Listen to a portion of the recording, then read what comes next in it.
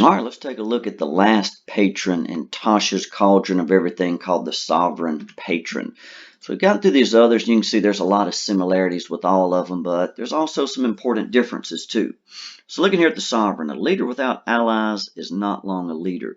You serve a sovereign, a national figure, or otherwise, and work to achieve their goals no matter the cost.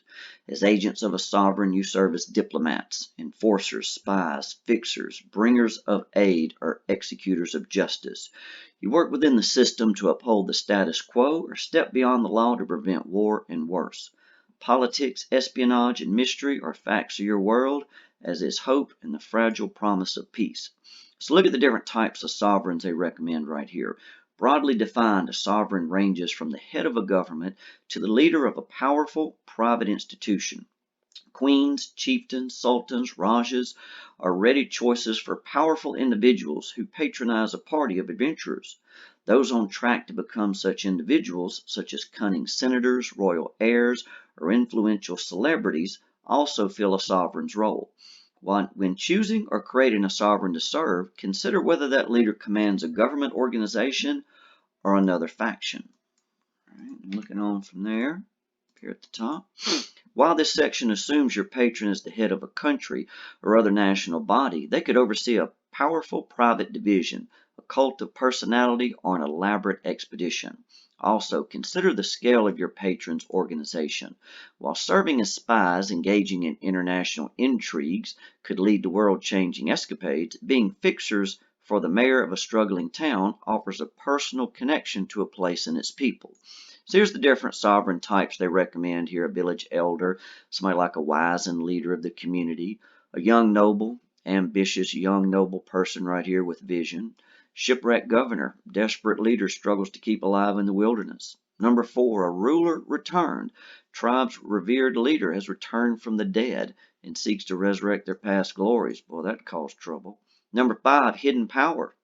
A mysterious figure manipulates the nation's puppet leader and guides the government's true agenda.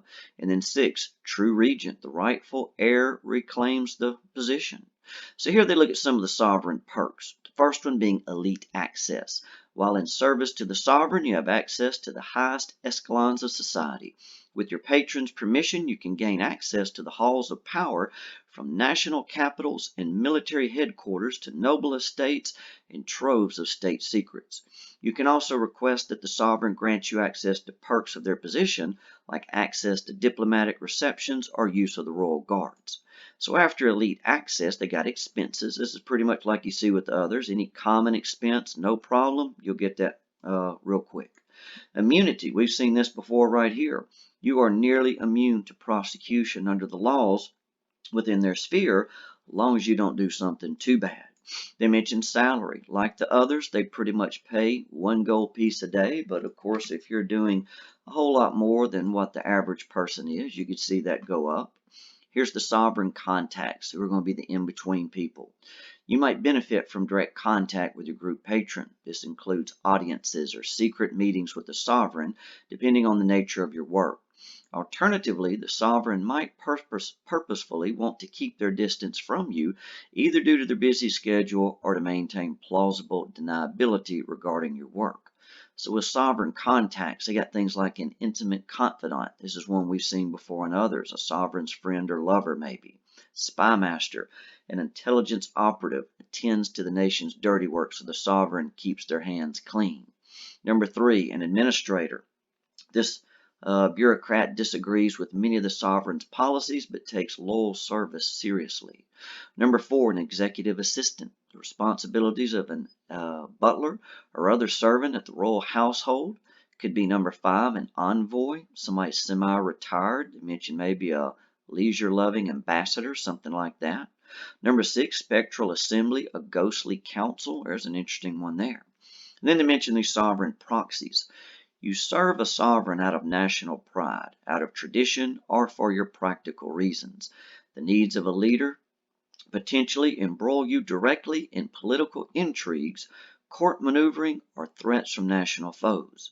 It's up to you and the sovereign to determine whether your work is publicly acknowledged or top secret, and if the latter, what happens if your work is exposed. So here they got some different roles that you could play. Advisor being one, of course, as always, there's the background. Ambassador, secret agent sounds good. Champion, jester, didn't expect that. And confidant. And then looking down here at the sovereign quest. The services you provide, a sovereign, largely depend on the nature of your group patron and their nation. While some of your missions involve official tasks, missions undertaken in the sovereign's name, others might be covert, making your patron's identity a highly guarded secret. Political rivals, enemy countries, and natural disasters all pose dangers to the sovereign's nation. So looking down here at some of the possible quests, they got international espionage, undermine a rival, expel corruption, subvert blame, test an heir, or desperate diplomacy. So there's what they have for the sovereign. And then right here at the end, they also have a little section on being your own patron. If you're willing to go through all that, you could absolutely do it yourself. So they mentioned for some players the idea of running a crime syndicate, mercenary company, arcane scholars collective, or other organization is far more exciting than working for them. So if you're willing to found it, come up with all the cost, supply things needed for everything from an armory to safe houses to other stockpiles, whatever that may be. There's a little section in the DM's guide on running a business right there. And they recommend right here that if the business earns a profit, multiply that by 4 plus the number of characters who take part in the downtime activity, and so on. That's a little separate section for the DM's guide right there. So that'll wrap up all of our patrons that we have. Some of those definitely have some advantages over the others. I hope you enjoyed this video. Until next time, good luck and good gaming.